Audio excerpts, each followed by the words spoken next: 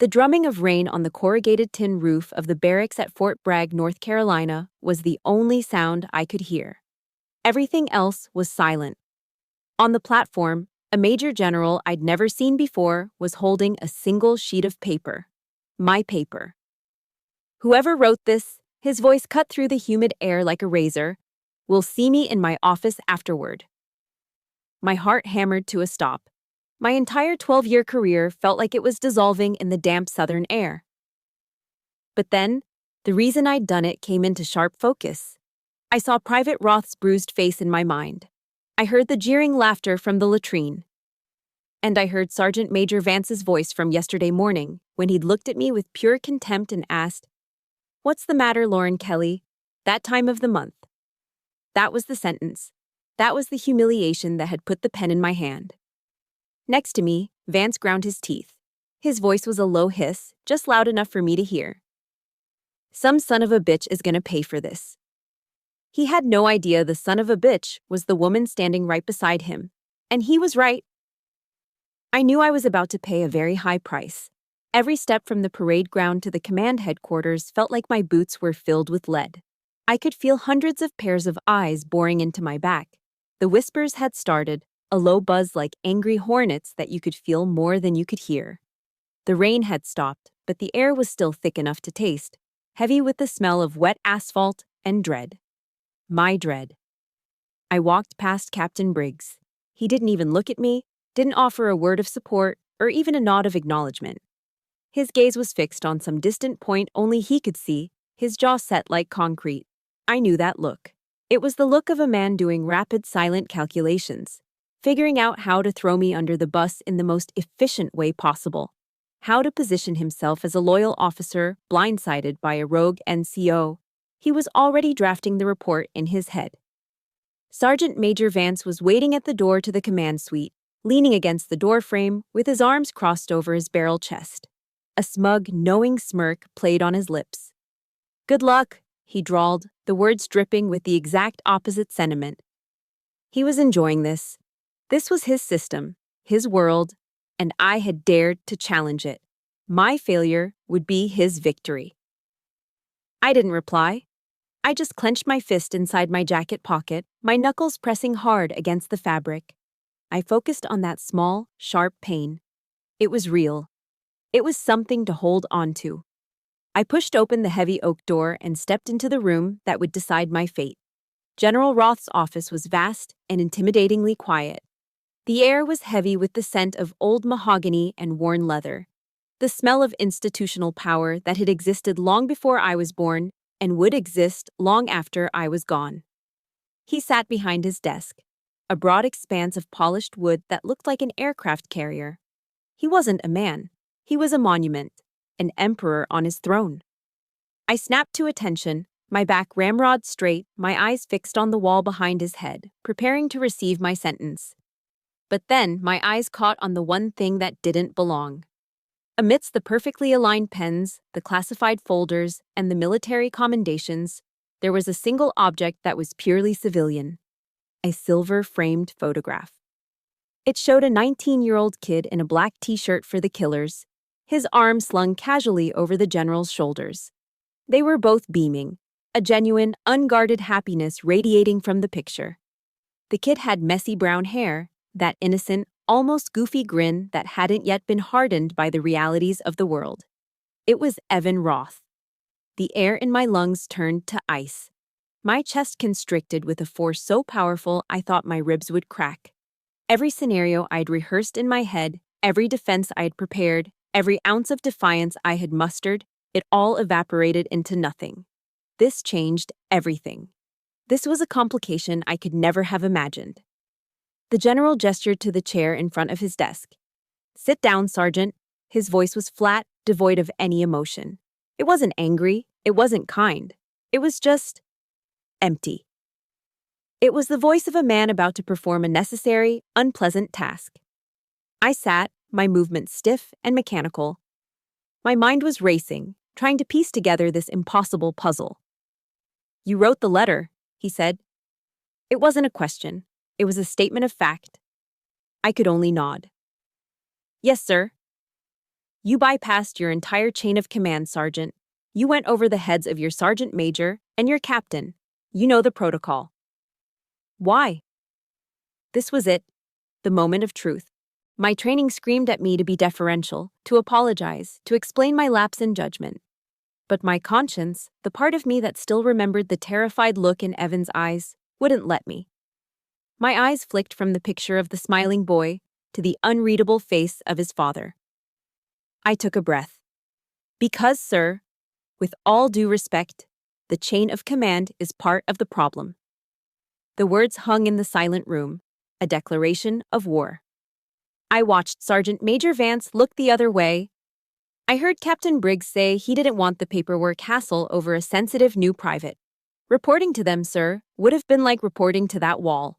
The system is protecting itself, not its soldiers. I had laid it all on the line. My career, my pension, my entire identity as a soldier who believed in the uniform. It was all riding on that one honest answer. I expected rage. I expected to be dressed down, to be verbally torn to shreds for my insubordination. Instead of fury, General Roth just gave a slow, almost imperceptible nod. A flicker of profound sadness crossed his eyes, a deep, weary sorrow that seemed to age him 10 years in a single second. He was my son, Sergeant. 3 words that tilted my world on its axis. My carefully constructed reality, where generals were judges and privates were victims, shattered into a million pieces. He was here under an assumed name, the general continued, his voice low and heavy. As part of an internal morale assessment I initiated myself. No one knew, not even your colonel. I was tired of polished reports and convenient statistics. I wanted to see the truth of what was happening to our youngest soldiers on the ground. And you? He paused, his eyes locking onto mine, a new intensity burning in them. Were the only one who showed it to me. He picked up my letter from his desk, holding it not like a piece of evidence, but like something precious. You saved him from something worse, Sergeant. Far worse.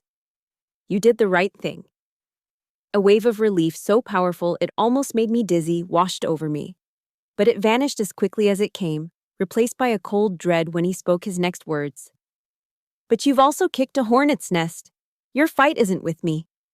He leaned forward, his voice dropping to a serious, almost dangerous tone. It has only just begun.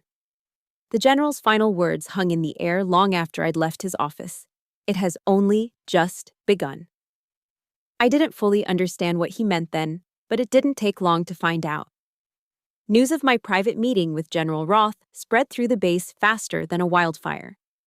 No one knew the details, of course. The military is an organism that thrives on secrecy and speculation. But they didn't need the details.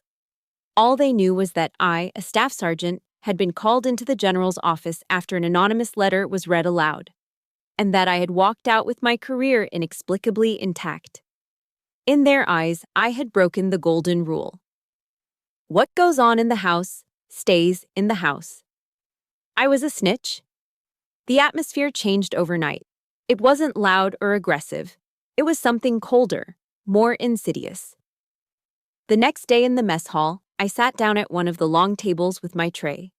The chatter, a familiar and constant hum of complaints about food and weekend plans, slowly died out around me.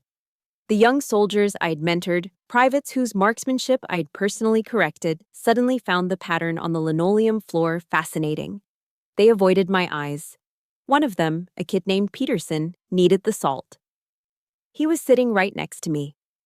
Instead of asking, he reached across the table and gestured to another soldier, who then slid the salt shaker right past my plate to him, as if I were a ghost, a vacant space at the table.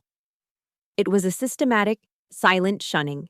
It hurt more than any reprimand ever could.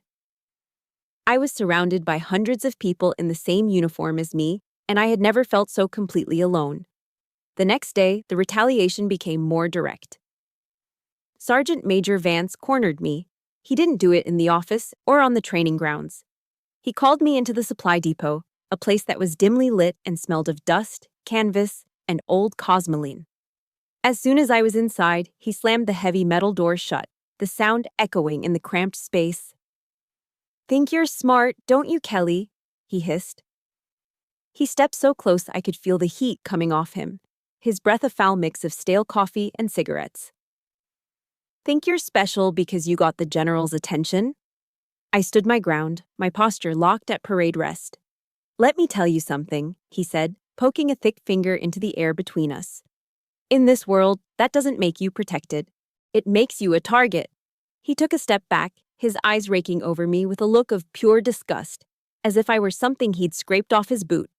You broke faith with these soldiers, with your unit. You're not one of us anymore. You're a problem. And problems, he paused, letting the threat hang in the dusty air, get solved. A shiver went down my spine, cold and sharp, but I refused to let him see it. I met his gaze without flinching and held it until he finally grunted in frustration and jerked the door open. I walked out, the unspoken threat clinging to me like the smell of motor oil. The final blow came that Friday night. The first Friday of every month, our unit had a traditional BBQ at the recreational area by the lake. It was an informal thing, a chance to unwind, drink a few beers, and build camaraderie. I was always there, usually the one flipping burgers on the grill, trading stories with the younger guys. But this week, no one told me about it. The email chain, the casual mentions in the hallway. I was left out of all of them. I only found out by accident when I was walking back from the motor pool and saw the twinkling string lights through the trees. I heard the familiar sound of a country rock playlist blasting from a portable speaker and the eruption of laughter. I stood in the shadows, hidden by a line of pine trees. I saw Captain Briggs, a bottle of Budweiser in his hand, laughing as he clapped Vance on the shoulder. I saw soldiers from my own platoon playing a sloppy game of volleyball under the floodlights. Not a single person looked my way. It was as if I had been surgically removed from the family photo. I watched them for a long time, feeling like a hungry kid staring through a restaurant window at a warm, happy family dinner I wasn't invited to. That feeling, that sting of being erased, was the sharpest pain of all. Defeated, I turned back toward the empty barracks, deciding to just go to the office and lose myself in a mountain of paperwork. The company headquarters was deserted, the silence broken only by the low hum of a fluorescent light overhead. As I was sorting through a stack of training reports, the door creaked open. It was Chief Warrant Officer Lam, the quiet second-generation Vietnamese-American woman who ran our records division. She was famously reserved, a woman of few words. She didn't say a thing. She simply walked over to my desk and placed a steaming ceramic mug of coffee beside my keyboard. She gave me a single, brief look. But it was a look of profound understanding. Then, just as silently, she turned and left.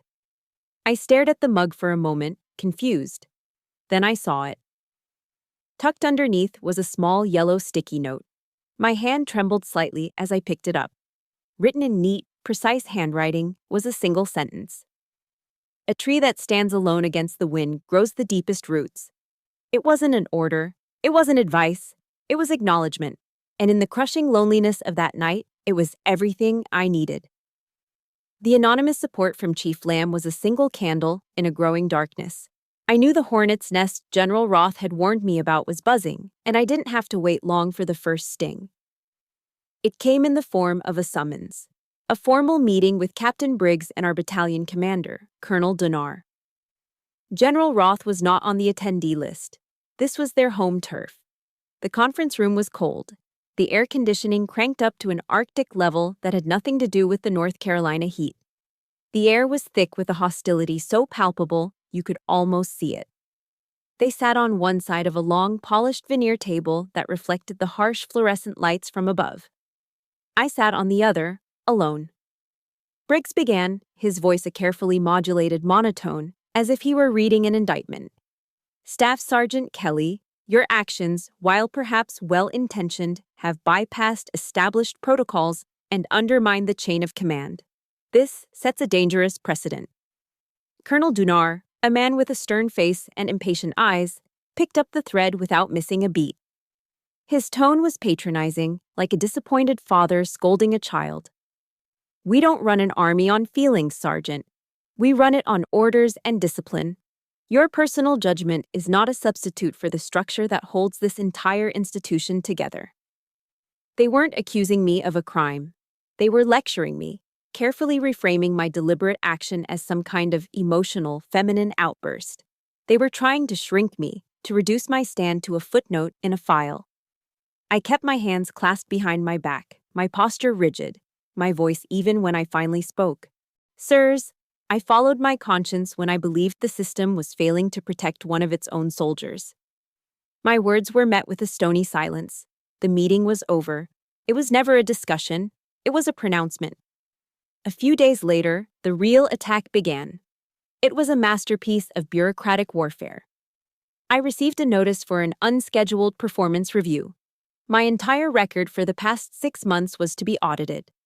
The man assigned to conduct this audit was, of course, Sergeant Major Vance. He savored every moment of it. He sat in my office, poring over every document, every report, every single piece of paper with my name on it. He flagged a readiness report that I had filed 5 minutes past the deadline 3 months ago. He circled a single typo in a 20-page inventory memo. These were insignificant details that, in the normal course of operations, would have been completely ignored.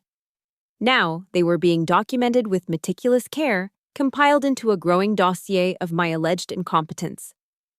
"Seems like your focus has been slipping lately, Kelly," Vance said, a satisfied gleam in his eyes.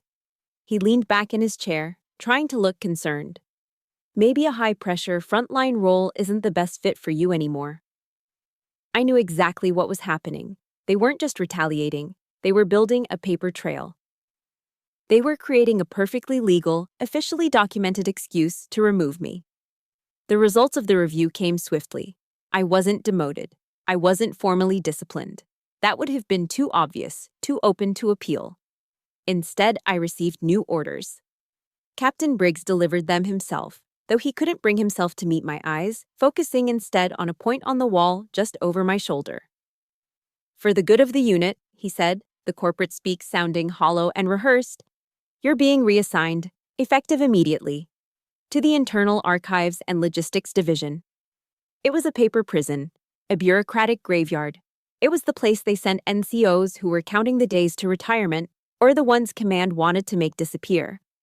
My new office was a windowless room in the basement of the administration building, filled with rows of drab, gray metal filing cabinets that hadn't been opened since the Cold War. The air smelled of decaying paper and dust. My new job was to digitize decades-old personnel files. A solitary, mind-numbing, meaningless task designed to crush the spirit. They weren't firing me. They were burying me alive. As I packed my personal belongings from my desk into a single, standard-issue cardboard box, no one came to say goodbye. The soldiers I'd trained, the men and women I'd shared meals and miserable field exercises with, all found reasons to be somewhere else. I saw them from the corner of my eye, watching from a distance. A few looked guilty, but most just looked relieved. The problem was being solved. Carrying my box, I walked out of the company office for the last time. As I passed the hallway, I saw Briggs and Vance talking near the coffee machine. Briggs clapped Vance on the shoulder, a gesture of camaraderie. "Good work," Briggs said, his voice low but clear. "Things are back to normal now."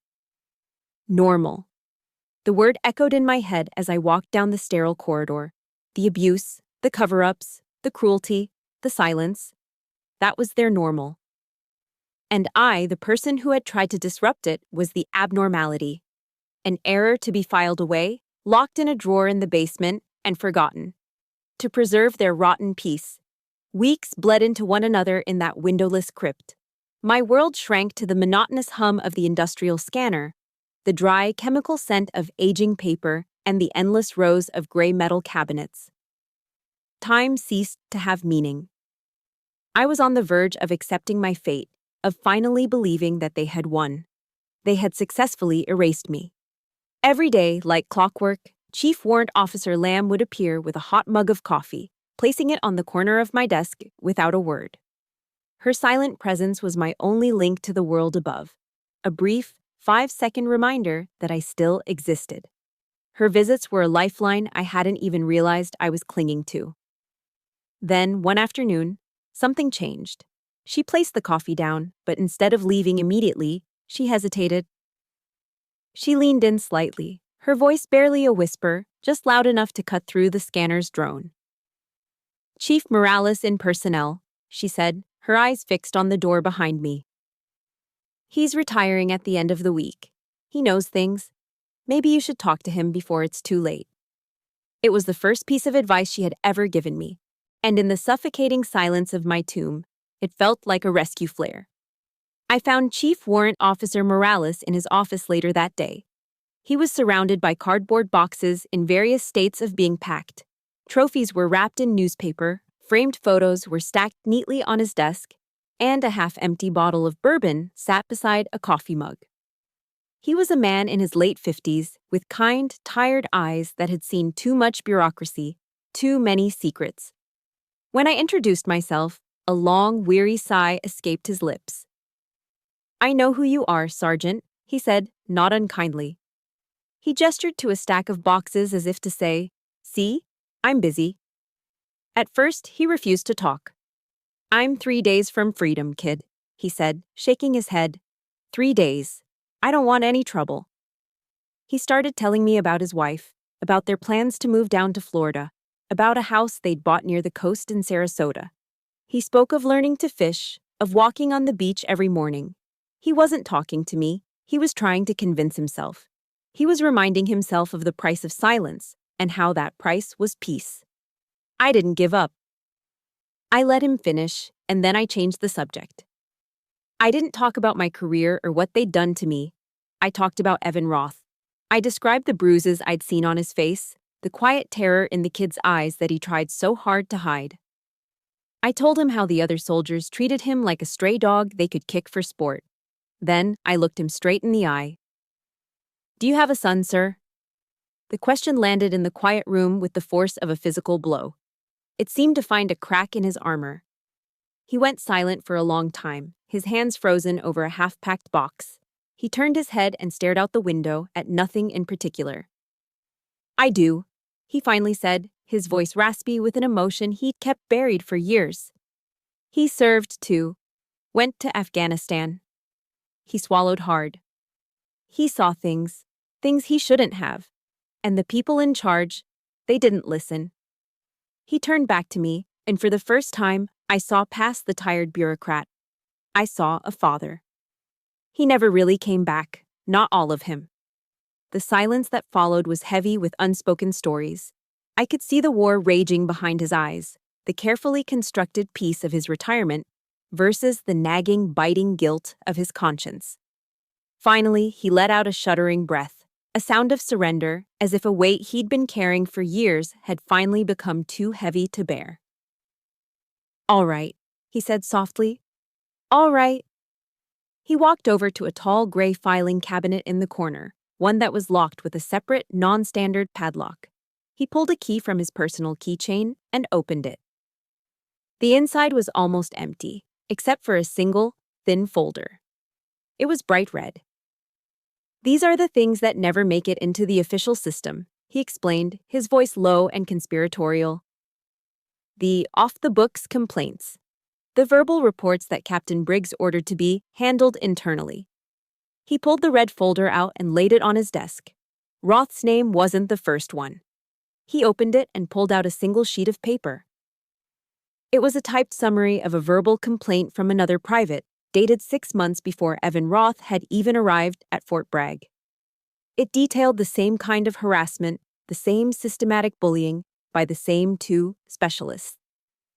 "Briggs buried this," Morales said, his finger tapping the paper. "He knew. Vance knew. They knew this was happening long before your private ever showed up. They let it continue." He walked over to the copy machine, made a copy of the document, and walked back to me. He held it out. "Here," he said, his voice firm now. The weariness replaced by a spark of defiance. "Go do the right thing. The thing I wasn't brave enough to do." The copy of the complaint Chief Morales had given me was a bomb. But it was a bomb without a detonator. To truly bring the whole rotten structure down, I needed the original. I needed the red file itself. I knew it had to be somewhere in Captain Briggs's office, locked away in his filing cabinet. The question was, how could I possibly get to it? The answer once again came from the quiet wisdom of Chief Warrant Officer Lamb. The next morning, during her silent coffee delivery to my basement prison, she spoke. "The security camera in the command hallway has a blind spot," she said, her eyes never leaving the computer monitor she was pretending to inspect on a nearby desk. "Right in the corner, by the support pillar. The wiring's been faulty for years, but no one ever bothered to put in a work order." She paused, then added, "He has a base-wide security briefing every Thursday night, 2100 hours. His office will be empty." She didn't ask what I was planning. She didn't need to. She simply gave me an opportunity, a window. It was a quiet act of trust, a silent partnership forged in the face of corruption. I knew I couldn't let her down. Thursday night arrived with a heavy, humid stillness. I changed out of my uniform and into a set of dark sweats, my heart pounding a frantic rhythm against my ribs. The base at night is a different world, a landscape of long shadows and strange, echoing sounds. Every rustle of leaves, every distant rumble of a truck, sent a jolt of adrenaline through me. I slipped into the command building, hugging the walls, my breath held tight in my chest every time I heard the faint sound of footsteps in a distant corridor. I found the blind spot Lamb had described, a perfect pocket of shadow cast by a thick concrete pillar. From there, I could see the door to Briggs's office, 50 feet down the hall. The corridor was empty. I moved quickly, silently, my sneakers making no sound on the polished floor. At the door, I pulled out the small lock-picking set I'd learned to use back in a basic intelligence course years ago, a skill I never thought I'd use. My hands were slick with sweat. The tiny metal tension wrench felt cold and alien in my trembling fingers. I inserted it into the lock, applying gentle pressure. Then I slid in the pick, feeling for the tumblers. The silence of the hallway was absolute, making every tiny scrape of metal, every soft click, sound like a gunshot in my ears. One pin set, then another. My heart was in my throat. Finally, after an eternity, I felt the last tumbler give way with a soft, final thunk. The lock was open. I slipped inside, closing the door gently behind me, and was plunged into near-total darkness. The only light, a faint glow from the parking lot lights outside his window. The room smelled of cheap, pine-scented air freshener, a cloying attempt to cover up the staleness of the office. Briggs's office was unnervingly neat, a sign of a man who valued appearance over substance. I didn't waste time. I went straight to the gray 4-drawer filing cabinet against the far wall. The label on the second drawer read, "Personnel Complaints, Resolved." My hand shook as I pulled the handle. The drawer slid open with a low, metallic groan that seemed to scream through the silent office. I thumbed through the manila folders, my eyes scanning the labels. And then I saw it. Tucked in the very back, just as Morales had described. A single folder made of bright red cardstock. I lifted it out. My breath hitched. Inside was the original complaint from the young private, far more detailed and damning than the copy I had. But it was the document stapled to the inside cover that made the blood freeze in my veins. It was a bright yellow post-it note. There were 2 distinct sets of handwriting on it.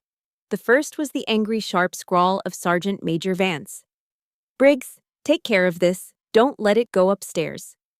And directly below it, in Captain Briggs's neat, precise cursive, "Handled, file for long-term storage." Followed by his signature, "Long-term storage." It was Army code, a euphemism for, bury this so deep it never sees the light of day again. They hadn't just ignored it. They hadn't just dismissed it. They had actively, knowingly conspired to conceal it. They knew. They knew about the abuse long before Evan Roth ever set foot on this base. And they let it continue. They chose their clean records over the safety of a soldier they were sworn to protect. An icy coldness spread through my veins, but it wasn't fear anymore. It was rage, a pure, clean, clarifying anger that burned away every last trace of doubt and hesitation. I pulled out my phone. The darkness of the office was shattered by the sharp, repeating flash as I took pictures of every page, every signature, every damning word on that yellow note. The flash illuminated the tiny dust particles dancing in the air like the first stirrings of a coming storm. I had it. I had everything I needed. The silent war of whispers and shadows was over. It was time for the confrontation. The email from General Roth's office landed with the quiet authority of a court summons the next morning. It announced an emergency meeting for 900 hours.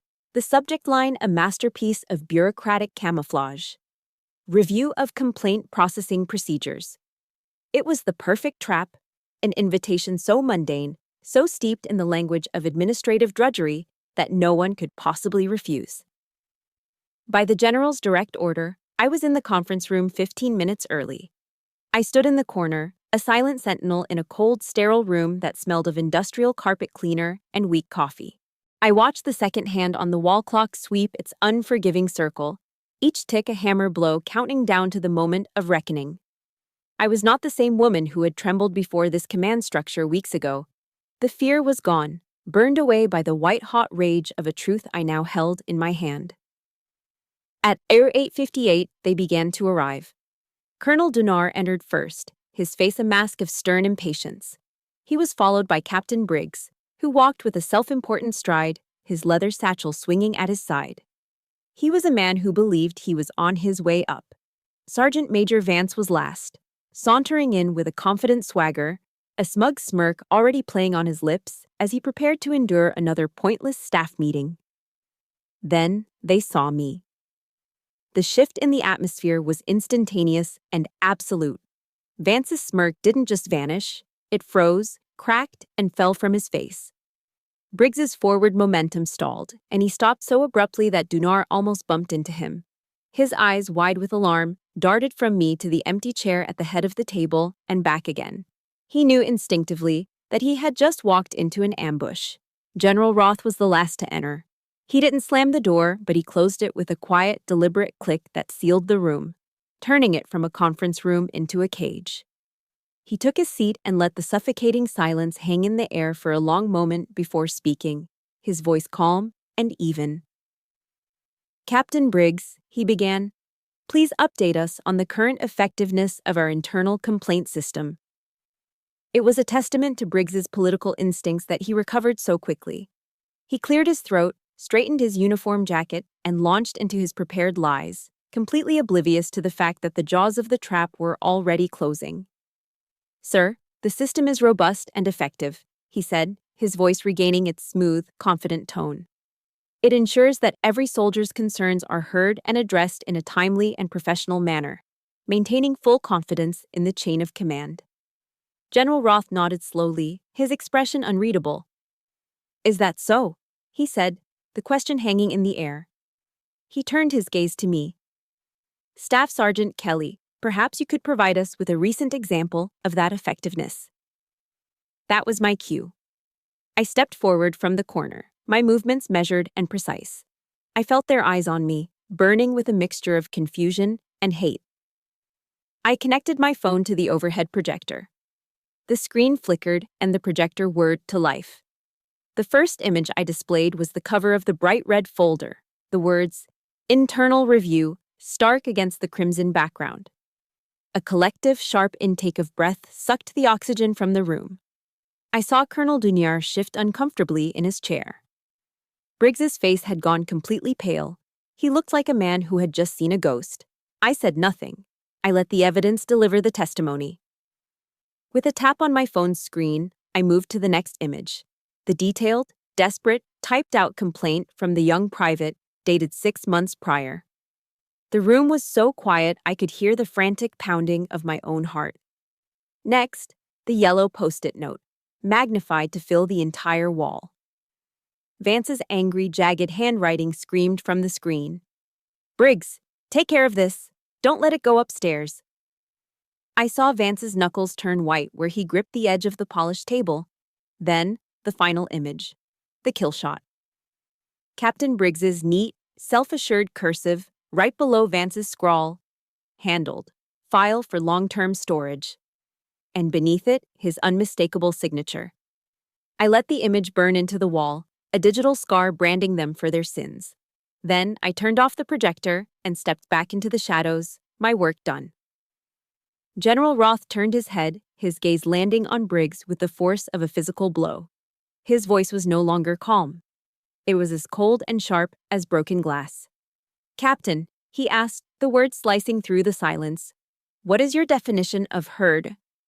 Is it burying a young soldier's cry for help to keep your own promotion file clean?" Briggs's mouth opened and closed, but no sound came out. He was flailing, his composure shattered into a million pieces. "Sir, that was an internal disciplinary matter. I was trying to protect the unit's cohesion." He was spouting the empty, meaningless jargon of a man with no honor left.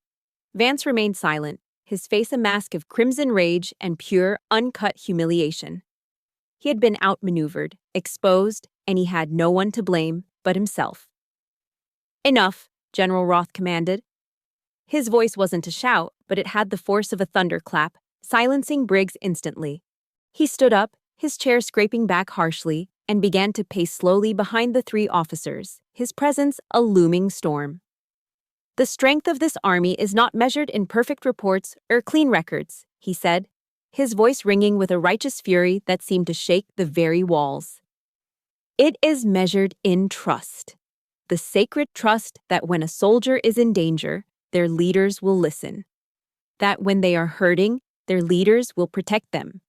You," he said, his gaze sweeping over them like a fire, "have betrayed that trust for your own convenience." He stopped directly behind Briggs, who sat frozen, staring straight ahead. Staff Sergeant Kelly violated protocol, it's true. Her actions did not endanger a single life. Her actions did not damage a single piece of government property. Roth leaned down, his voice dropping to a low, devastating whisper meant for everyone to hear. "The only thing endangered here, Captain, was your pride." He straightened up and turned to me, and the hardness in his eyes softened, replaced by a look of profound respect.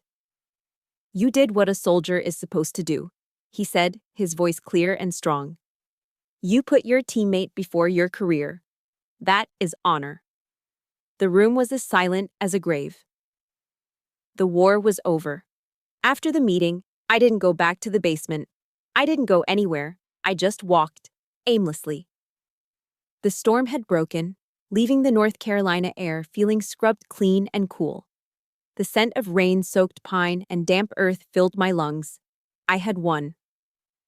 Briggs and Vance were finished. Justice, in its own brutal, bureaucratic way, had been served. But I didn't feel victorious. There was no surge of triumph, no satisfying rush of vindication.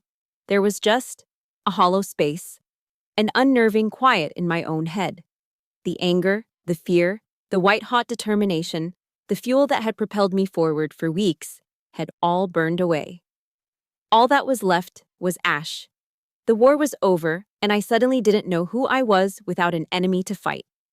My entire adult life had been defined by two things. First, serving the system, and then fighting it. Now, both crusades were finished. The silence that remained was deafening.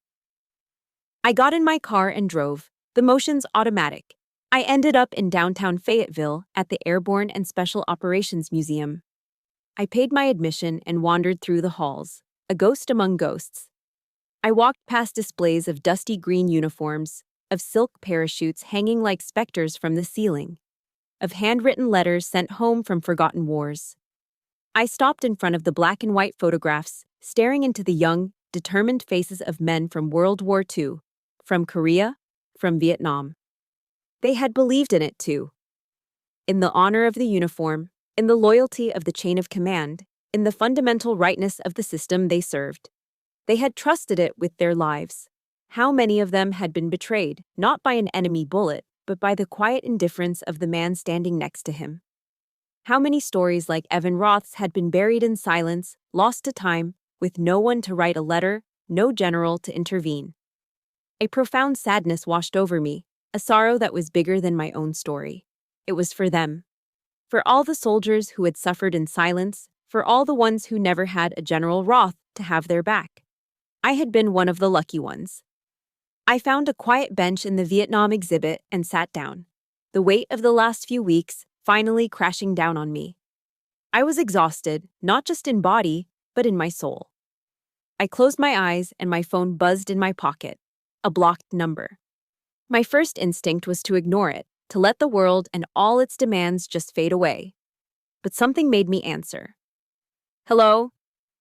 Staff Sergeant Kelly? The voice was hesitant, both familiar and strange. It had lost the frightened edge I remembered. It's Evan. My eyes snapped open. I sat up straight. Evan, are you all right? Where are you? I'm okay, Sergeant. I'm on a bus. They've reassigned me.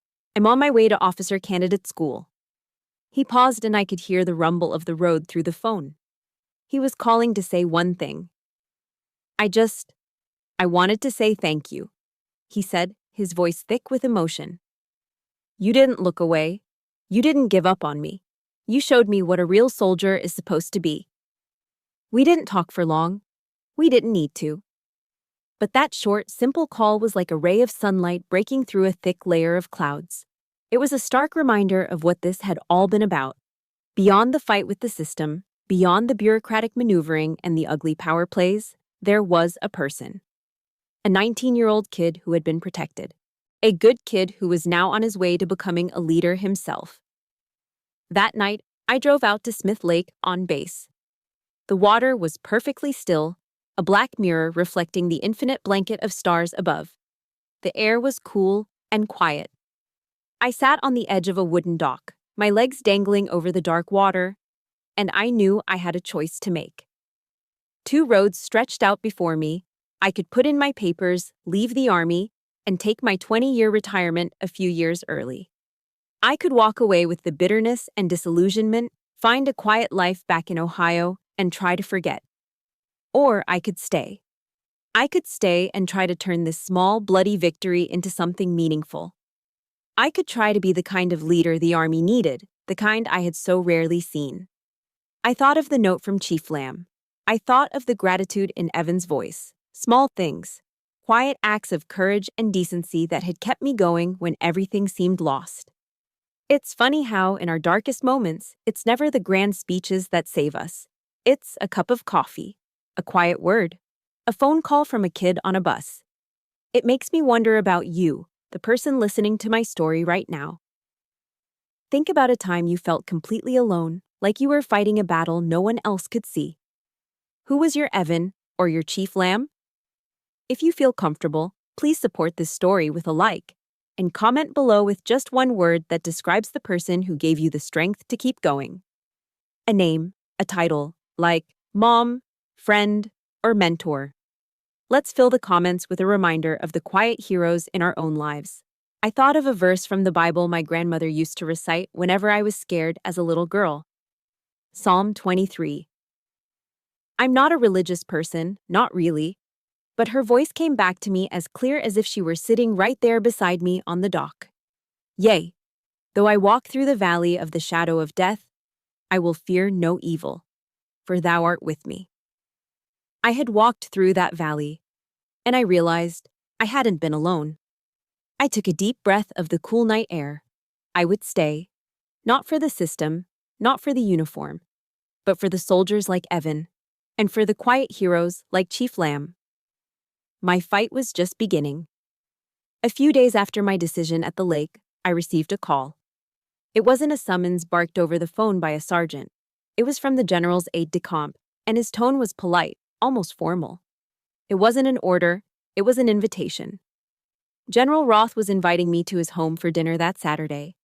I was stunned into silence for a moment. A 2-star general inviting a staff sergeant to his private home for dinner was almost unheard of. It was a breach of every unwritten rule of military protocol that separated the enlisted from the officer corps. My first instinct, born of 12 years of ingrained deference, was to find a polite excuse to decline. But then I realized this wasn't about rank. This wasn't a general summoning a subordinate. This was something else entirely. This was personal. I'd be honored, sir, I found myself saying. General Roth's house was miles away from the rigid, imposing architecture of Fort Bragg. It was a single-story ranch house on a quiet, tree-lined street in a peaceful suburb, the kind of place you'd see in a movie about small-town America. It had a neatly mown lawn, a flower garden bursting with late summer blooms, and a classic wooden porch swing. It was a home, not a headquarters. The general himself opened the door. He was wearing jeans and a simple blue polo shirt. He looked like someone's dad, not the commanding officer of thousands of soldiers. The weight of his rank seemed to have been left at the office. "Kelly," he said with a small, genuine smile. "Glad you could make it. Come on in." His wife, a woman with a warm, kind face and gentle eyes, greeted me in the entryway. She took my hand in both of hers. "Lauren," she said, using my first name. "Thank you for what you did for our Evan." "Thank you." Her sincerity was so overwhelming I could only manage a quiet, "Of course, ma'am." Dinner was a relaxed, comfortable affair. We sat around a simple wooden dining table, and they served pot roast with potatoes and carrots, a classic, comforting American meal that felt a world away from the mess hall. We didn't talk about Briggs, or Vance, or the investigation. We talked about Ohio, where I was from. We talked about baseball. He was a long-suffering Cleveland Indians fan, and I ribbed him about my Cincinnati Reds. We talked about the meals my mother used to make. For the first time in months, sitting in that warm, softly lit dining room, surrounded by the gentle sounds of a family home, I felt like I could finally breathe. The armor I'd been wearing for so long, the constant state of high alert, began to melt away. After dinner, the general and I sat out on the back porch, sipping iced tea as crickets chirped in the twilight. His wife had left us, giving us space. For a long time, we just sat in comfortable silence, looking out at the dark silhouette of the trees in his backyard. "I was wrong, Kelly," he finally said, his voice low and contemplative. "I got too far from the ground. I was up in the stratosphere, reading reports, listening to my officers, and I let myself believe that everything was fine." He sighed, a heavy sound filled with regret. "I should have seen the rot sooner." "Evan." He opened my eyes, "and so did you." He turned to look at me, and in the dim porch light, I saw that the general was gone. In his place was a father, his eyes filled with a gratitude that humbled me. "You reminded me of a truth I'd forgotten," he said. "That sometimes the lowest-ranking soldier on the line has a stronger moral compass than my entire command staff." He let that sink in before he continued. "Briggs has been relieved of command," he said, the words matter of fact. "Vance is facing a full-blown internal investigation. He's finished, but removing a few bad apples isn't enough. We have to fix the tree itself." He reached over to a small side table and picked up a blue folder, handing it to me. On the cover, in bold letters, were the words, "Project Samaritan, a proposal for a direct integrity reporting channel." My heart began to beat a little faster. "This is my idea," he said, "but an idea is useless without the right person to lead it. I need someone who understands the problem from the inside out, someone who's seen the system fail and has the courage to make it right, someone the soldiers will actually trust." He looked at me, his gaze steady and clear. "I want that person to be you." I stared at the folder in my hands, then back at him, speechless. This wasn't just a promotion. This wasn't a reward. It was a recognition. It was a mission. It was a purpose. In that quiet moment on that peaceful back porch, with the scent of freshly cut grass in the air, I knew I had found my reason to stay. My new office, the headquarters for Project Samaritan, had a large window. After months spent in the suffocating silence of the basement, that window felt like the greatest luxury in the world. It looked out over the main parade ground, and I could see the soldiers marching, the Humvees rolling past, the daily pulse of life at Fort Bragg. I was no longer buried beneath it. I was a part of it again. With the new office came a new rank. I was Sergeant First Class Kelly now. But the change was more than just a new title or a room with a view. The entire atmosphere on the base felt different. The heavy, oppressive silence that had followed the initial incident had been replaced by conversation. In the mess hall, soldiers were actually talking, not just whispering. The younger privates walked with their heads held a little higher, a little less fear in their eyes. The fear of a system that would chew them up and spit them out had lessened, replaced by a fragile, tentative hope. A few of the soldiers who had actively avoided me, the ones who had passed the salt shaker as if I were invisible, now went out of their way to greet me. A morning sergeant here, a respectful nod there. One of them, a young specialist, even stopped me to ask for advice about re-enlistment. He didn't mention what had happened. No one ever did. But I saw a new kind of respect in his eyes, not just for my rank, but for what I had done. I wasn't the snitch anymore. I was the one who had dared to speak up. A few months into my new role, General Roth asked me to speak to the latest graduating class of new recruits. I stood on the auditorium stage, looking out at the sea of hundreds of young, eager faces, their uniforms crisp, their futures stretching out before them. I didn't talk to them about regulations or the uniform code of military justice. I didn't lecture them about protocol. Instead, I told them a story. I told them about a nameless soldier who was once faced with an impossible choice: follow a direct order or follow their conscience. I talked about the heavy price of silence and the immense power of a single voice speaking the truth in a room full of people who refused to hear it. I ended my speech by looking out at all those hopeful faces. "This uniform doesn't grant you power," I said, my voice clear and steady. "It grants you responsibility. The responsibility to protect the person to your left and the person to your right, not just from the enemy on the outside, but from the darkness that can sometimes grow on the inside. Be brave enough to be the leader you would want to follow." One afternoon, a letter arrived at my office. It was a real letter, on paper, with a postmark from Fort Benning, Georgia. It was from Evan. He was a second lieutenant now. He wrote about the challenges of officer candidate school and how he was trying every day to become the kind of leader his future soldiers could trust. Near the end of the letter, he had written a line that made my breath catch in my throat. "Every time I have to make a tough call, a decision where the right answer isn't clear, I find myself asking one question. What would Sergeant Kelly do? Thank you for being my compass." Tucked inside the envelope was a photograph. It showed Evan standing at attention in his new officer's dress uniform, the gold bar of his rank gleaming on his shoulders. The innocent, goofy smile he had in the picture on his father's desk was still there, but now it was tempered with a new confidence, a new resolve. I pinned the photograph to the bulletin board on my wall, right next to my window, where I could see it every day. The culmination of it all came during a formal battalion awards ceremony. At the end of the ceremony, my name was called. General Roth himself walked onto the stage. In front of the entire unit, he took the new rank insignia for Sergeant First Class and personally pinned them onto my uniform collar. He didn't make a long speech. He just leaned in close, his voice a quiet whisper meant only for me. "My father would have been proud of you." When I turned to face the formation, I didn't see the suspicious, resentful eyes that had haunted me for weeks. I saw admiration. I saw hope. I saw the beginning of something new. Later, when I received a copy of the official commendation for my permanent file, I noticed something unusual at the bottom. Below the official typed paragraphs, there was a handwritten note from General Roth himself. It read, "A leader's worth is not measured by the rank they hold, but by the positive change they create." Everything had changed. For the first time in a long time, I felt like I was finally home. A year passed. Project Samaritan, the small initiative born out of a quiet conversation on a back porch, had become a success story. It was implemented, tested, and proven to be so effective that it was now being used as a model for similar programs on bases across the country.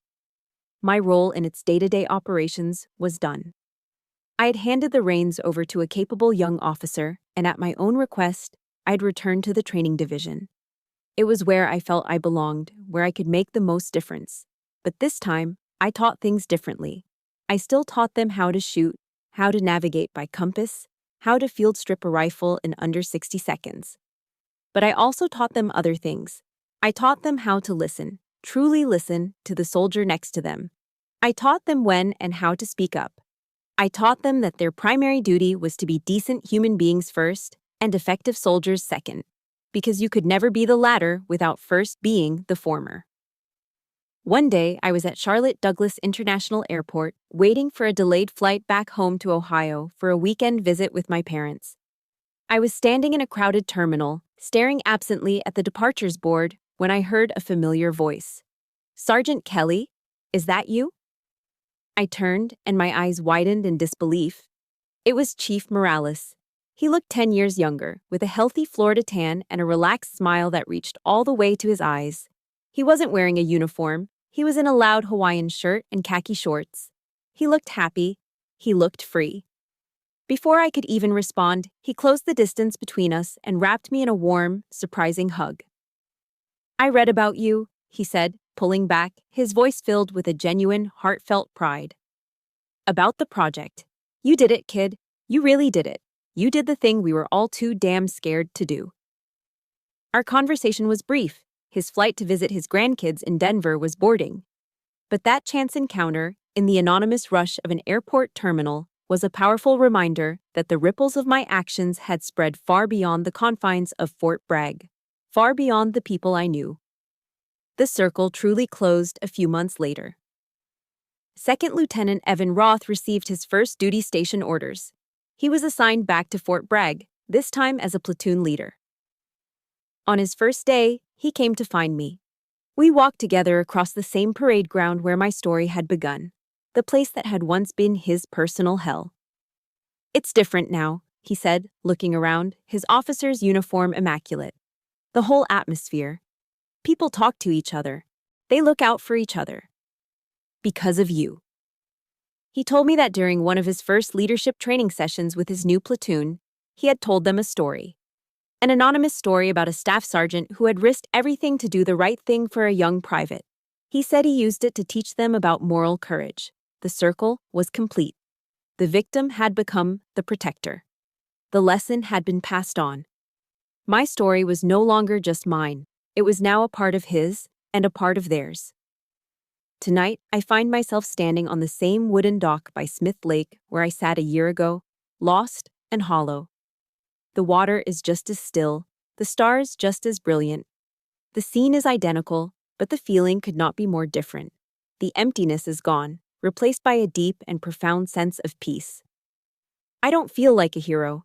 I feel like a soldier who simply tried to do the right thing and then tried to do the next right thing after that. Looking back, I realize that true honor isn't found in a perfect service record or in blind obedience to the chain of command. Honor is the quiet, stubborn courage to stand up for what's right, especially when it means you have to stand alone. I think about Evan, now leading his own soldiers. I think about General Roth, a good man who was brave enough to admit he was wrong. I think about Chief Lamb and her quiet strength, and Chief Morales and his last-minute act of courage. I think of all the silent, unseen soldiers whose voices I was privileged to represent.